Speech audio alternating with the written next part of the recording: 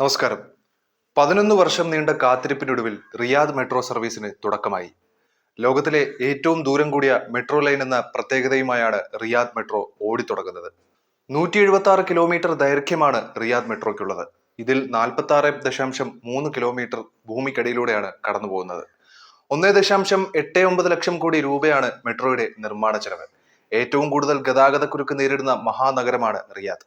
20 മുതൽ 30% വരെ ട്രാഫിക് പ്രതിസന്ധി മറികടക്കാൻ മെട്രോ സർവീസ് വരുന്നതോടെ സാധിക്കുമെന്നാണ് പ്രതീക്ഷിക്കുന്നത്.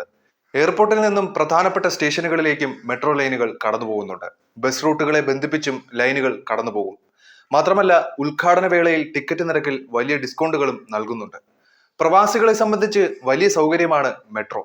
ജോലിക്ക് കൃത്യസമയത്ത് എത്തിച്ചേരാൻ മെട്രോ സഹായിക്കും.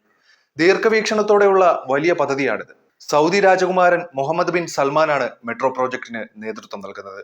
ഉപരിതല ഗതാഗതത്തിൽ വലിയൊരു വിപ്ലവമായാണ് പ്രവാസികൾ ഉൾപ്പെടെ മെട്രോ സർവീസിനെ വിശേഷിപ്പിക്കുന്നത്. ലോകത്തെ മറ്റ് മഹാനഗരങ്ങളിലെ മെട്രോ സർവീസുകളോട് കിടപിടിക്കുന്ന അത്യാധുനിക സാങ്കേതിക വിദ്യകൾ ഉപയോഗിച്ചാണ് റിയാദിലെയും മെട്രോ നിർമ്മിച്ചിരിക്കുന്നത്. ഡ്രൈവർ ഇല്ലാതെയായിരിക്കും റിയാദ് മെട്രോ നീങ്ങി തുടങ്ങുന്നതും.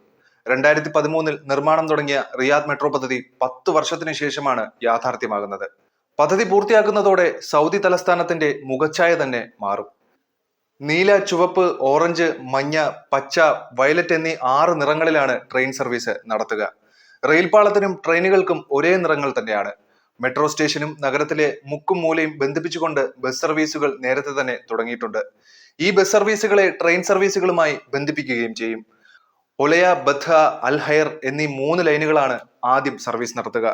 കിങ് അബ്ദുള്ള റോഡിന് സമാന്തരമായി പോകുന്ന റെഡ് ലൈനും ഇതോടൊപ്പം തുറക്കും.